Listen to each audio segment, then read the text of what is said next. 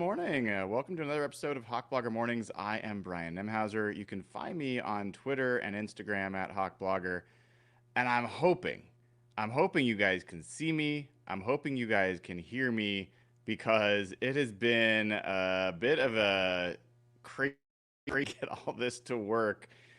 I think we got a new version of Chrome out that didn't seem to want to recognize my camera, so I'm using Firefox, and we'll see. So, if you guys are hearing me, let me know. It looks like you guys are. Glad to hear that, and thanks for joining. And as always, this show is presented by FTNFantasy.com. If you haven't already, go over to FTNFantasy.com. Use promo code HBAM for Hawk Blogger Mornings. HBAM will get you 15% off. That's less than $8 a month for the FTN Plus or greater sub. Get it. I'm a subscriber. You should be too. And we are the day after. It's really honestly the day of. The last show I did was this morning at like 1 in the morning with Jeff Simmons. I think it was almost 2 in the morning, probably, by the time we finished our show, our post game show, and the theme has continued since then. I mean, we are starting to see a little bit of a wedge in the Seahawks fan base, and that always happens after losses because nobody likes losing, and you want to blame, and you want to get angry, and you want to direct that somewhere. And so, where does that end up going? Well, it goes in a bunch of different directions. In this case, there are folks who are, just disgusted with the defense that they saw on the field and really want to just vent about it. Some of them want to jump off a bridge about it and say this defense is awful. They want to say that everything happened in the first 3 weeks didn't matter. It was all a mirage. It was irrelevant. They want to talk about how all the players are actually bad, how Mike McDonald is overrated.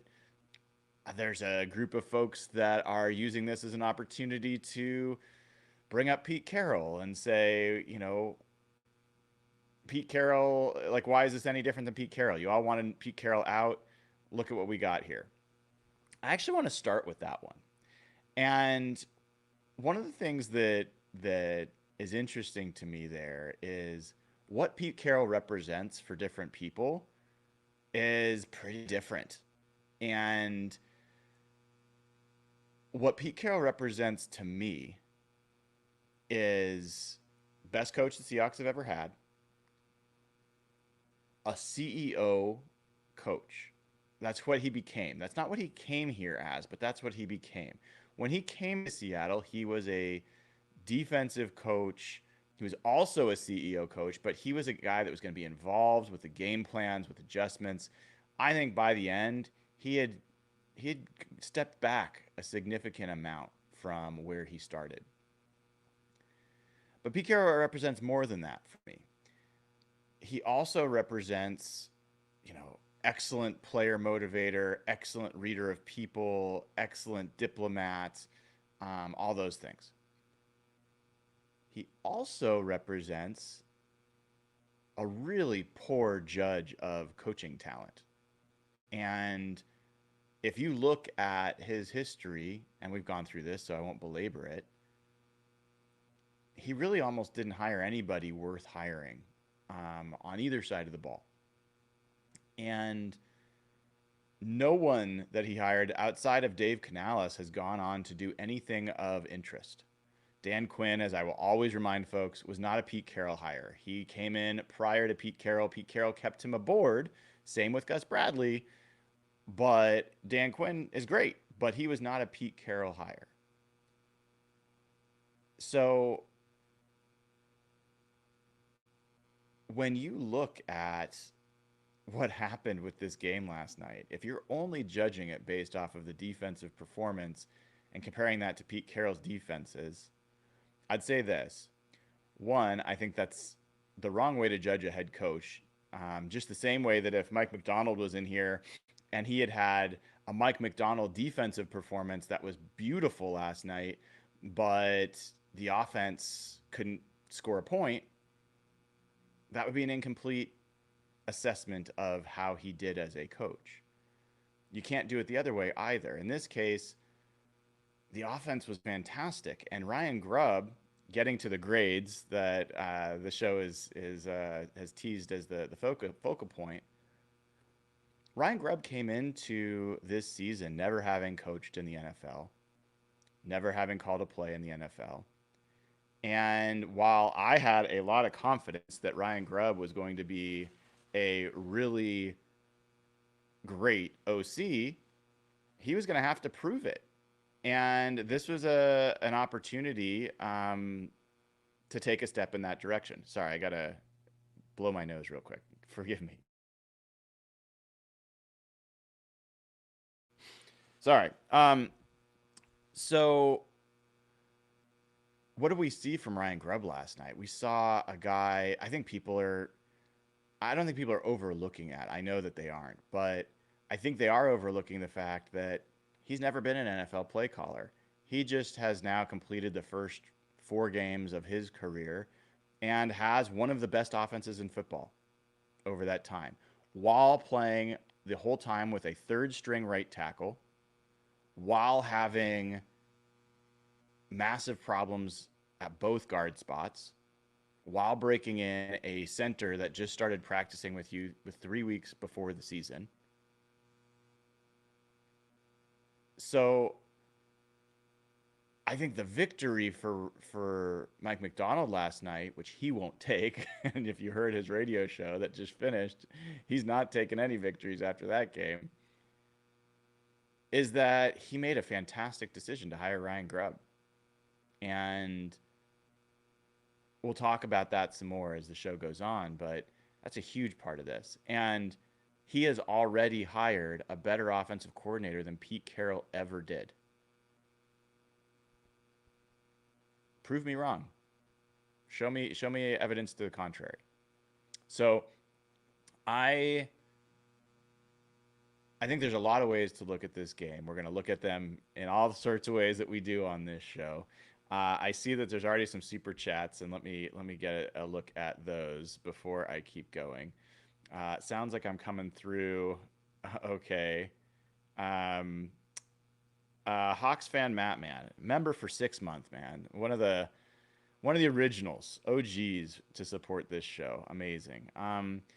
Says, as disappointed as I was in the defense last night, regardless of injuries, I don't doubt that McDonald can fix those issues. Well, that's another way that we're going to learn about Mike Macdonald. So let me continue talking about ways that you assess a head coach. Everyone's just focusing on the defense. A lot of people are just focusing on the defense. Not you guys, because you're smarter than that, but a lot of other folks are. And what's another way you judge a head coach? Well, how do you make adjustments? How do you respond to adversity? How does your team respond to adversity? Well, that team fought every bit as hard as any Pete Carroll team ever has. It used to be the narrative was Pete Carroll and Russell Wilson never said die. They never saw a deficit that they couldn't overcome. They would fight back from any deficit. It was never safe for an opponent to be ahead, at least.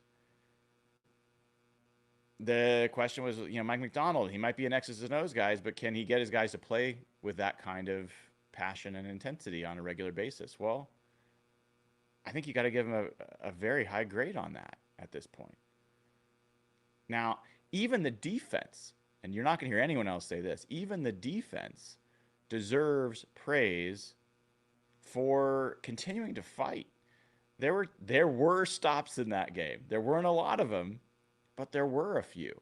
And those few stops, even the safety at the end by, I think it was Draymond Jones, gave the team a chance. When they held the Lions without a touchdown and made them punt, I think it was in the fourth quarter, I wish you could have heard the stadium. They were nervous. And that was the drive where the Seahawks were driving to tie it. and got undone by some challenging penalties and also lack of penalties, as the case may be, with the defense pass interference. So the defense fought. But getting back to Matt's question here, or point, is we're going to get to see how Mike Macdonald responds to this. And I wrote about this in my morning after that this isn't the first time that Mike Macdonald has had his defense lay an egg. When they had Mike McDaniel come to town in 2022, they scored 35 points in the second half. The Ravens were ahead 28-7 at halftime in that game. They lost 42-38. The Dolphins scored 35 points in the fourth quarter. And Mike Macdonald has talked about that game. He's talked about how he had to make adjustments. He's talked about how he had to, circle with his players. This is a game like that. This is a absolute punch to the gut for a defensive minded coach. And so he's going to, I think he is going to be wanting to spend every single second he can getting this team to the next step. And that's an incomplete grade because we're going to have to see how he does there. But when he did this with the Ravens, it did take him a few games after that. It wasn't like the next game everything was better. It took a little bit, but by the end of that season, that Ravens defense was the 8th ranked DVOA defense in football. And while I think the hopes were coming into this game, this could be a top 5 defense. Even if, you end up with a top 10 defense, I think everyone would be happy with that. And I think there's some people that are saying, well, if he could just be a top 15 defense, we'll see. The Seahawks have a lot of tough opponents ahead, including one a week from Thursday that's going to present a ton of challenges, especially if they don't get their guys back. And we'll see. But I'm in this for not just this season, not just this week, but over the rest of my life. And so for me, I'm evaluating whether we have the right guy to get us where we want to go over years. And I still have 100.00, like 100% confidence that this is the guy that I want leading this team. And I am curious. To me, the question is, how quickly does he get this defense performing the way he wants it to be versus can he?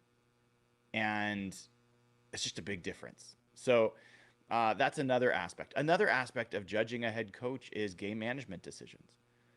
I'll tell you, I am not a big fan of the going for 2-point conversion thing when you're, trailing and down. He went through and explained it today, by the way. I'll explain it, his explanation, then I'll get back to my point. He said on his radio show today that the basic logic is you're going to get 2 chances at a 2-point conversion. If you get the first one, then you have an opportunity to win the game in regulation. If you do not, you still get a second chance at a 2-point conversion. And if you get that one, you send the game to overtime.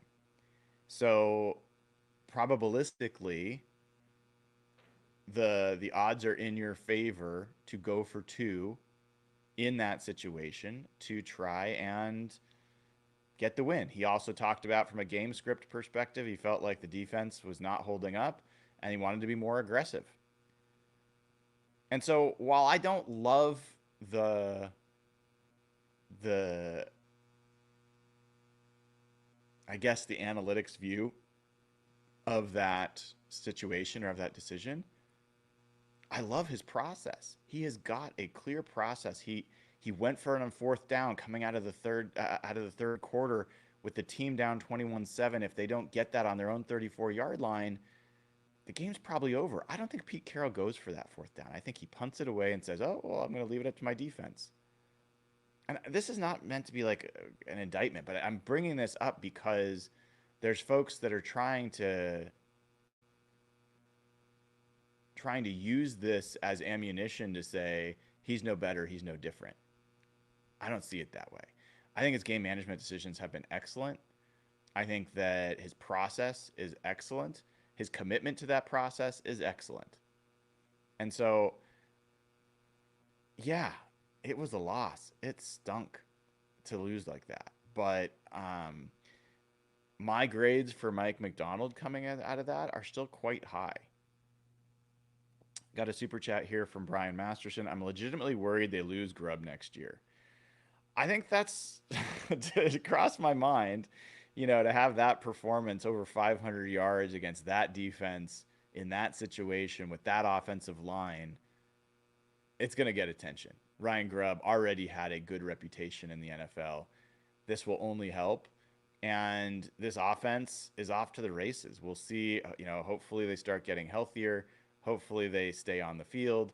But there's a lot to like. Now, I will use this one caveat, which is we talked about this going in. This was a lot of ways a great matchup for the Seahawks from a passing perspective because of the man coverage that the Lions like to play. And Geno Smith's great in those situations. Well, he was great again. He was great again. And I think he is now second in the NFL overall in success rate. So he is playing top 5 quarterback play in the NFL. He is at that level right now. And so, yeah, I think Ryan Grubb is going to get some love, but I think he's got to sustain this just the way Geno and others do in order to get the respect that I think they both deserve. All right, I think I caught up on the super chats. So, um, as we kind of get into the grades now, and we'll talk about the PFF grades, we'll talk about what went on there. Um, I think the biggest piece to me is to recognize that it's rare for your team to have all parts of it playing well at the same time. That's just the nature of it. Mike McDonald kind of talked about this in his show this morning, talking about it like a horse race. One horse is ahead, then the other horse is ahead. It's not even just offense versus defense. It's not that common that you have both the run game and the pass game working on offense, or both the run defense and the pass defense working on defense. There's so many aspects, the pass rush and coverage, your linebackers, like safeties and edge players and defensive tackles. Like, there's so many aspects to a game. It's part of what I love about this game is it's so complex, but you're going to have a hard time getting all those things like running on full tilt each game and sustained through a game. And so this was a game where the offense raced ahead and the defense fell way behind. There's been a lot of the games so far this season where kind of the opposite was true. So I think we'll look ahead to the Giants tomorrow. Tomorrow will be a tale of the tape. I will take you first look into that on my flight home this evening. I will spend pretty much the whole time doing diving deep into the Giants and getting that ready. But that's a game where your defense should be able to play better than it played. That is not the Lions offense coming into town. That is not Ben Johnson calling plays on the other side. Offensively, I think it's going to be hard still. It's not necessarily going to be the same kind of man coverage. We'll find out. I have to look at the Giants and how they do things.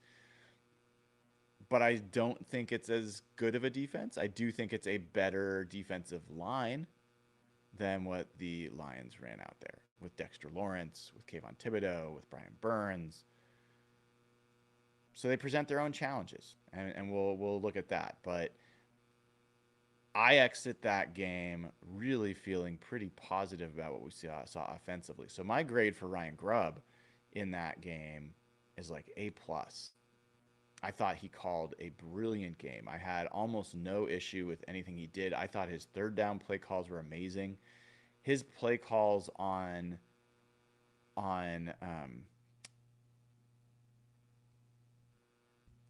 any distance of like over 10 yards was crazy. The Seahawks had 9 plays where they had second, third, whatever, and more than 10 yards to go. Of those 9 plays, they converted 4 of them to first downs, 44%. That is nuts. I mean, to give you some idea, the Seahawks over the last 2 years converted about 10% of those types of plays into first downs. The best third down offenses in football are 50%, maybe. The Seahawks haven't had a third down offense convert 44% in years, probably since 2015. And this isn't even just that's all third downs. That includes third and one. Ryan Grubb in that offense came up with ways to convert second and third and 11 plus yards 4 times that game. So I thought Grubb was amazing. I thought his utilization of his players was amazing. I thought the fact that we got to see almost every arrow in the quiver fired and hit dead center on target was great. Noah Fant had a turn. Ken Walker was terrific.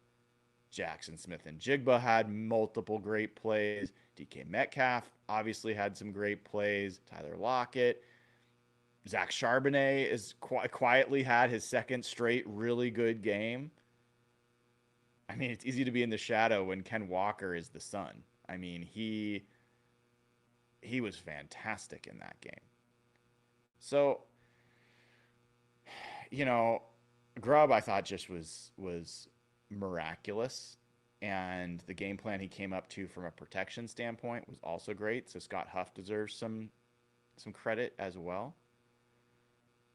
Look, Aiden Hutchinson did not get a sack, but he had 15 pressures. That guy is a beast. And they managed to have him not be the reason that they lost.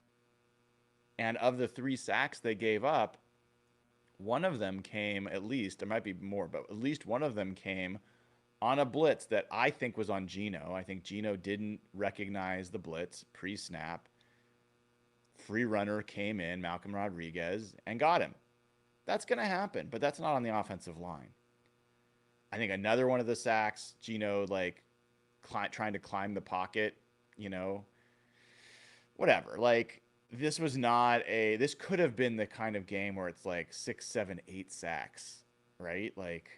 In that environment with that noise, behind by that much, with that game script, having to pass as much as they did with your third string right tackle and rotating right guards, that could have been a total disaster. It could have been a 40-0 blowout, but it wasn't. And so credit to Scott Huff and Ryan Grubb for the fact that it wasn't. So I know people are interested in PFF grades, so let's go ahead and take a look at those. I will pull them up since like I said, had to I tried restarting my system and all sorts of crazy things. Oh well. So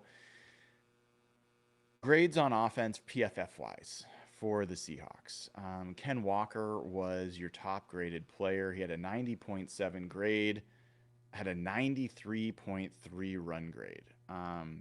Let's take a look and see, has Kenneth Walker ever had a game that good? He had a 90.4 graded game against the Eagles last year.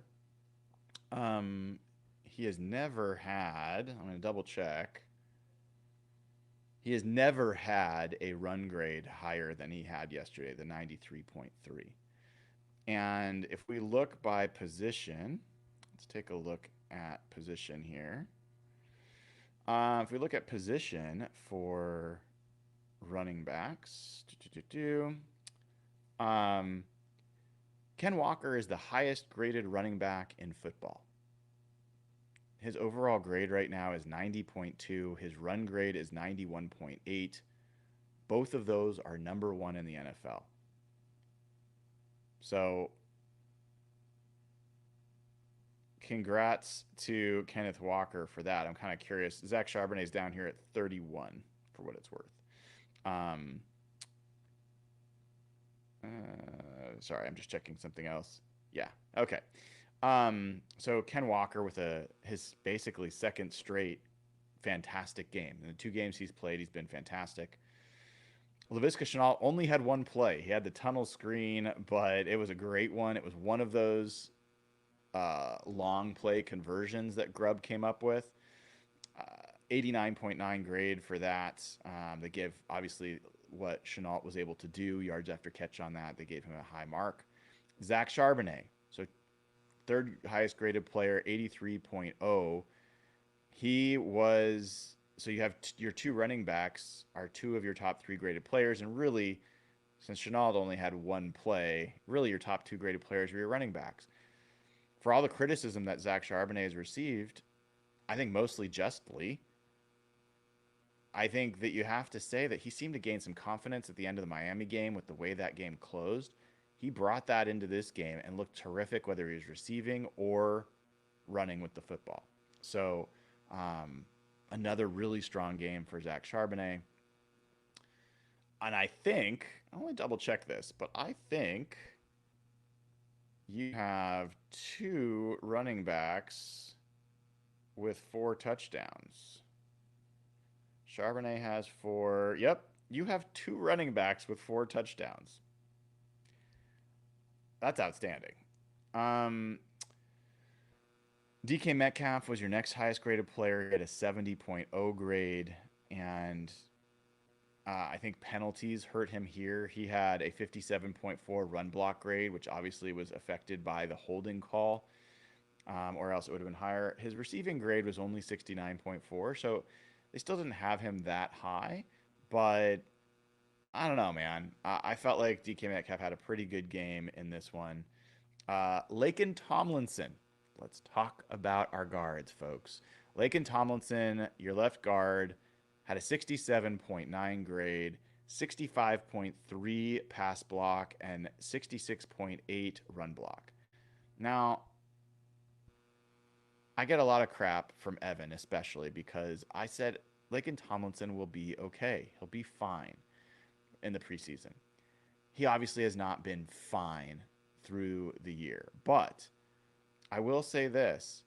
That performance is what I expect from Laken Tomlinson. And the fact that he was able to put that game together, I think is a good sign that he has that in him and can do it. We don't need Laken Tomlinson to be an all-pro guard or a Pro Bowl guard. He just needs to not be giving up massively quick pressures that, mean that you can't run plays, or that they have to focus on helping him versus being able to help the other side of the line. That really is where the help should be focused. So this was the first time Laken Tomlinson has had a pass block grade over 60 this year. I think that's a good sign. And for what it's worth, even when he took a step back with the Jets last year, he still had a grade over 60 as a pass blocker. So the fact that he has been below that, I think, let's give the guy a chance. I think he may be on the rise. Jake Bobo, 27 snaps, had a 67.6 grade, almost scored a touchdown. I think really tough there. He had an 80.9 run blocking grade, so he helped Ken Walker on some of those big runs.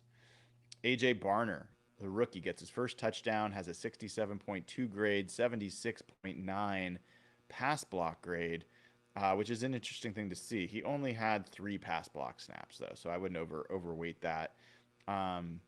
Did a nice job. Had the touchdown, also had the odd play where he tried to jump over somebody, which didn't go that well, but I liked the fact that he cut that play back inside. Seeing some growth from the rookie. And, he's starting to look like the guy that I was hoping he could be when they drafted him. I don't think he's ever going to be like a Pro Bowl kind of guy, but I think he can be a really productive physical blocker and sometimes receiver. Like, he is capable. Charles Cross has a 65.4 grade. He had his worst pass blocking day of the year, 59.5. So, Charles Cross so far this year, his pass blocking, the first two games were over 79. His last two games has suffered a little bit, 64.4 and then 59.5. So not a great game for Charles Cross. Not great to see. His run blocking was still good, 69.2. So overall for the season, still positive. Tyler Lockett had a 64.2 grade. Jackson Smith and Jigba had a 63.5 grade. Geno Smith had a 63.4 grade. Interestingly, they gave him a 59.8 grade on passing. I'm assuming the interception had something to do with that. There might be some other plays that show up there.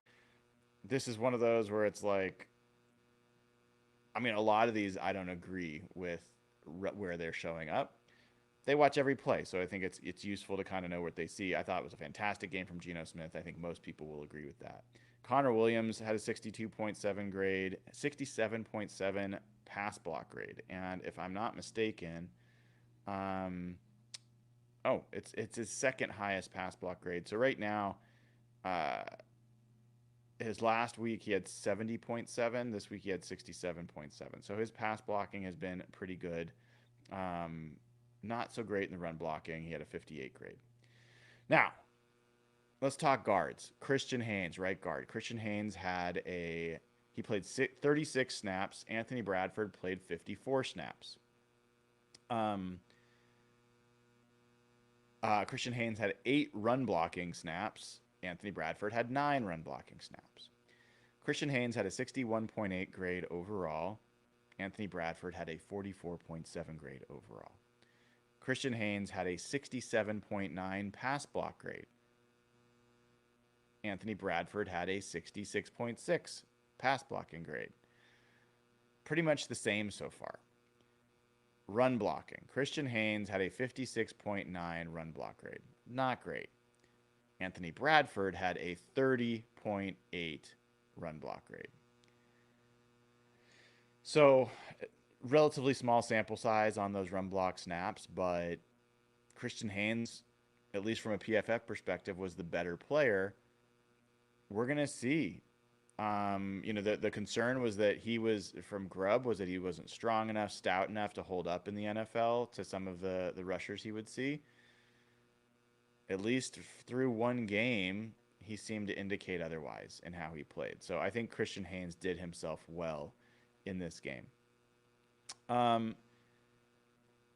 Other people to note here, Pharaoh Brown had a 71.2 run block grade, but he only had a 35.4 pass block grade. So he was not great in pass protection, got a costly holding penalty.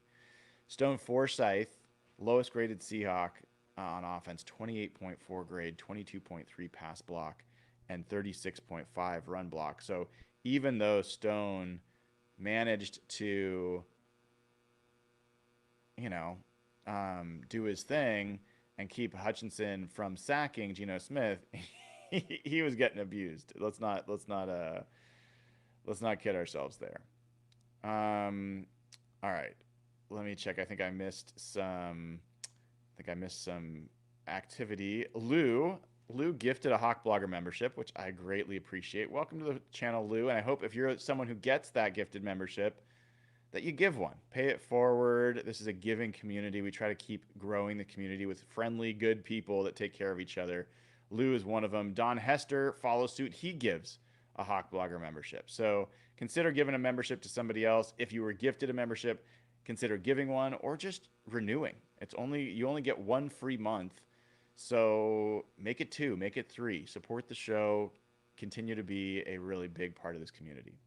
That's a good chance to also remind folks, head on over to ftnfantasy.com, sign up for FTN Plus or greater, and use promo code HBAM.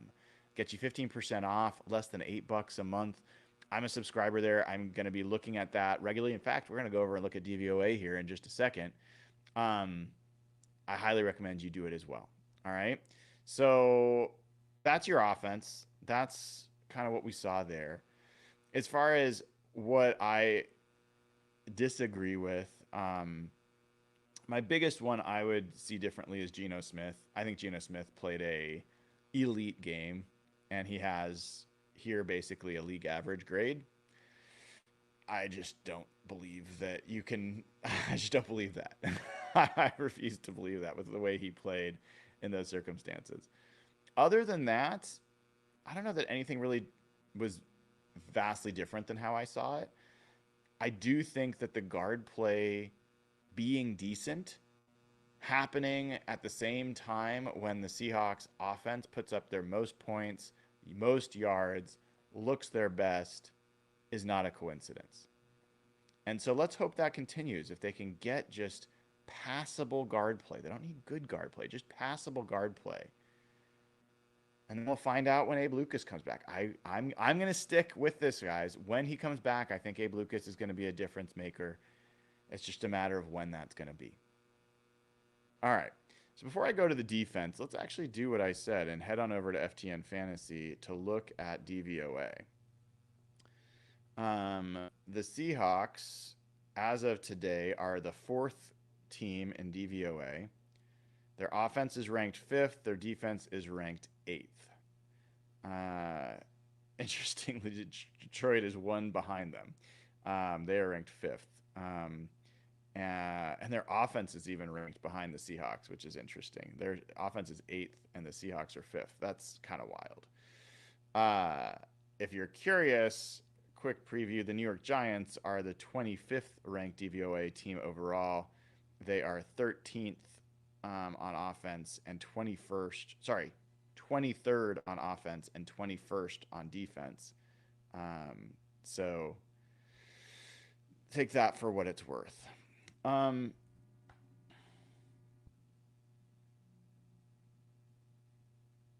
right. So let's take a look at the defensive side of the ball. Figure this was going to be rougher. Derek Hall now, number 1 rated Seahawk last night, 76.6 grade, 83.8 run defense grade, and had a sack. And so I am curiouser and curiouser, if we take a look at some of the stats there. Sack leaders. Aiden Hutchinson remains number 1 with 6.5. Derek Hall is tied for 5th in the NFL with 4 sacks.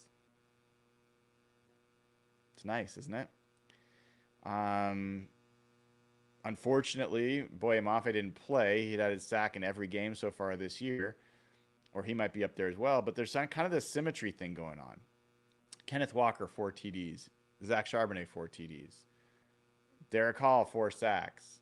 Boye Mafe, 3 sacks, and hopefully would have been 4 if he had played. But a really nice game for Derek Hall. And if I look at, I think I can even get maybe pressure rate. We'll see. You guys will stick with me while I take a look. Let me look at defense. Let me look at QB pressure rate.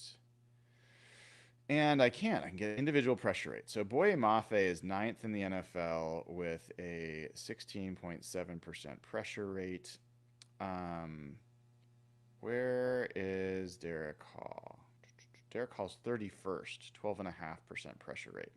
All right. How many quarterback pressures? Aiden Hutchinson remains 1st in the NFL. Boye Mafe is 14th. Derek Hall.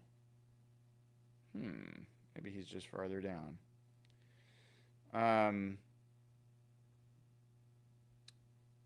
Derek Hall only has 11 pressures. He's just turned a lot of those into sacks. So his sack to pressure rate is pretty high. So anyway, that was Derek Hall. From a career perspective, this was the best game of Derek Hall's career grade-wise. Previous high was 70.8 last week.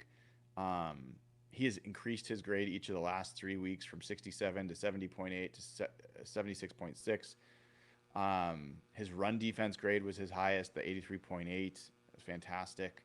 Uh, so very good there. If we look at it by position and we look at where edges are right now,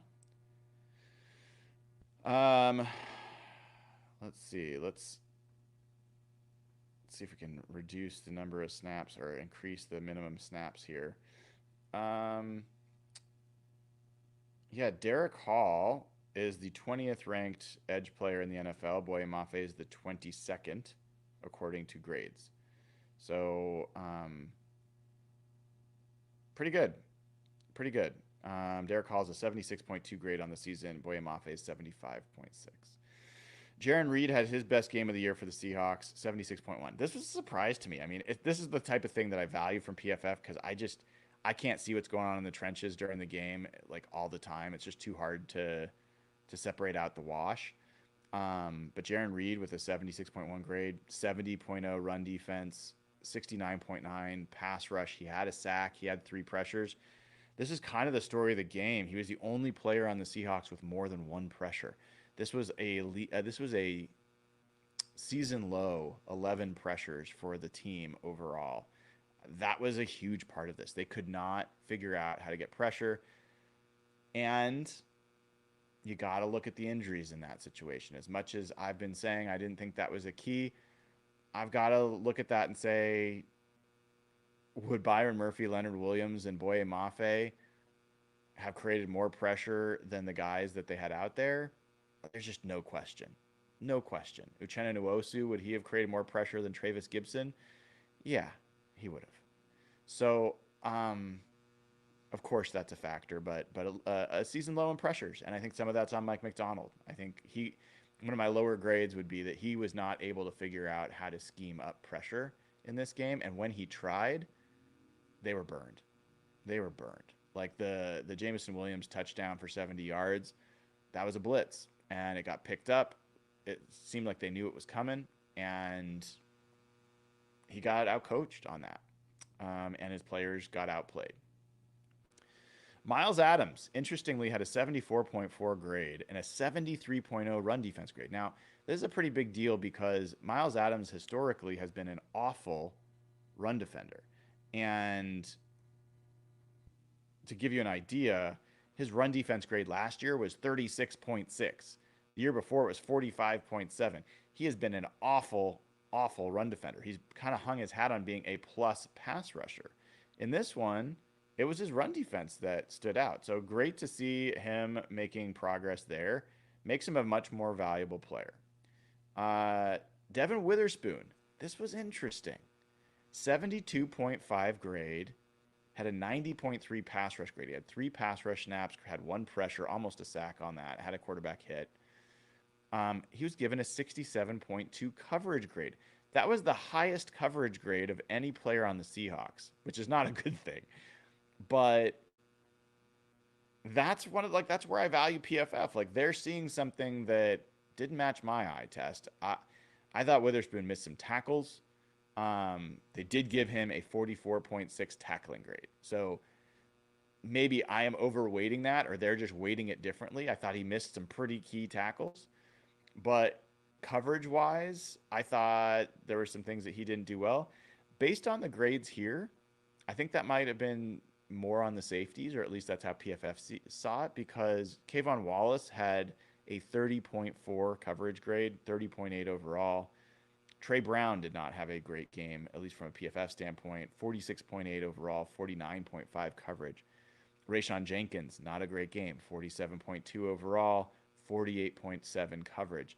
So they didn't like Reek Woolen's game either, 55.3 coverage. So interesting to me just to see this different perspective or hear this different perspective, and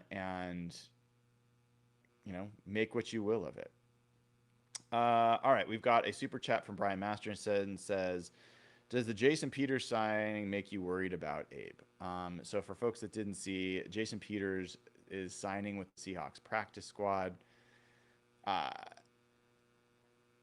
Based on how Mike Macdonald answered the question about Jason Peters last week, my impression was that they like the the kind of knowledge that he can bring to the room, and that even as a practice squad player, his ability almost as being a coach in the room with those guys can be a good thing.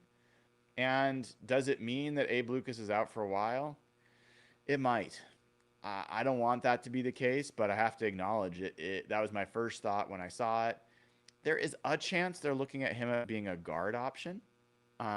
So that's something to see as well. But I really feel like Christian Haynes stepping forward could, I mean, again, he doesn't need to be great. He just needs to be good enough.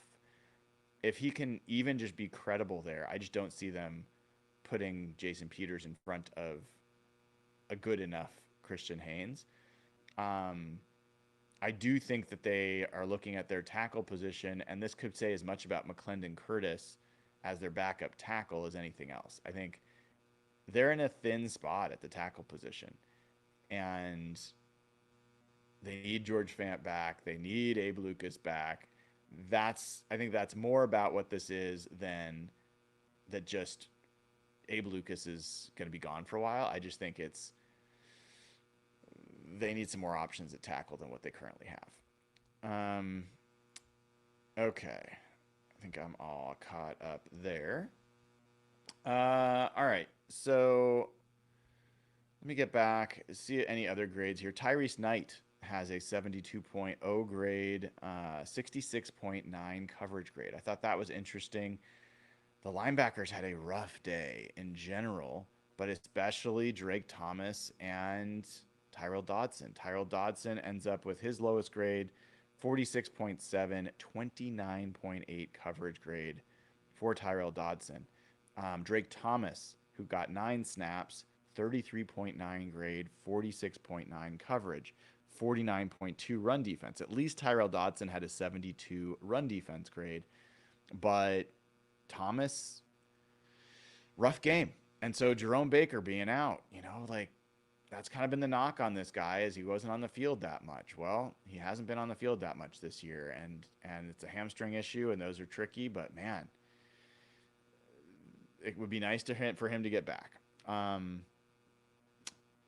Other guys, Mike Morris, a couple interesting things there. Mike Morris only played 10 snaps in this game, and that's with missing all those defensive linemen. I don't know that says good things about how they feel about Mike Morris.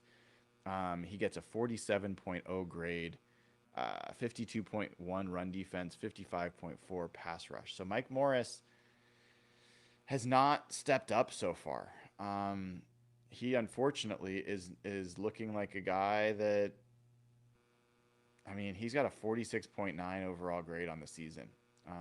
Only 35 snaps, but he's not earning more snaps with his play so far. So that's unfortunate. I hope that changes. Draymond Jones had a very low grade, 48.4, 53.0 run defense grade. He had a 30 tackling grade. His pass rush grade was only 56.2. So did not follow up his game last week with another strong performance this week. Some of this is they've got really good tackles. And so it's not uncommon for edge players to struggle. Jonathan Hankins, who we all knew was critical in this game, also did not have a great game. 57.7 overall, 57 run defense grade. Not great.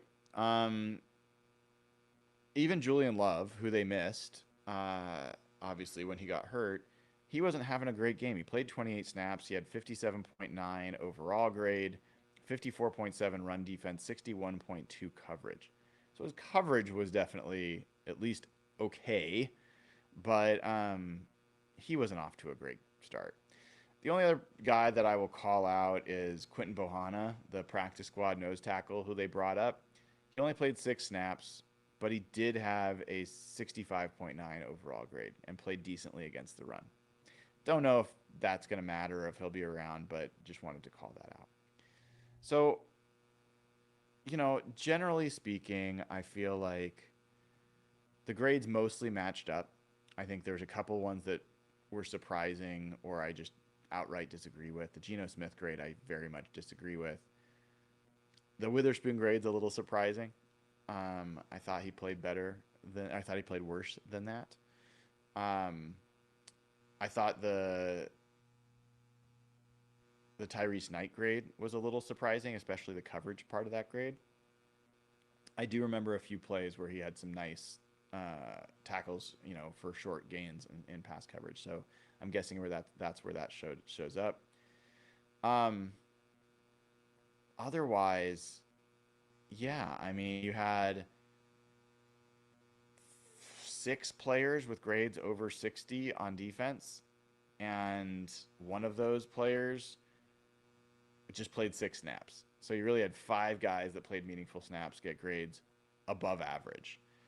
On offense, you had you had 14 players get grades above average. So, you know, um, that's kind of how it looked. And the Lions just played a great one. I mean, I'll keep coming back to that. So we will dive in to other parts of this team's performance tomorrow. I will write up my tail of the tape tonight on the flight home, and then I will get that published, and I will do a new show, a first look show tomorrow. So we'll get into that. Then we'll be going to all the press conferences. We'll find out about practice squad stuff a little bit more. Find out if there's any chance that any of these injuries, we'll get an injury report tomorrow. It will be a normal Wednesday in that regard. First injury report of the week for the Giants. So I'll get all that to you guys tomorrow. I appreciate everyone for tuning in. I know losses are no fun. Nobody likes them. I appreciate you coming. And I will see you all on the other side. I'll probably put up some stats, by the way, on my flight home. I'll probably do a little bit of late edition of HB stats. So keep an eye out for those. I think there's some pretty interesting trends that came out of this game and some interesting accomplishments. Otherwise, I just appreciate you all. Please make sure you give the show a like and click subscribe. And have a great rest of your day. Appreciate you. I'm Brian Nemhauser. You can find me on Twitter and Instagram at HawkBlogger. This has been episode 191 of Hawk Blogger Mornings. Take care.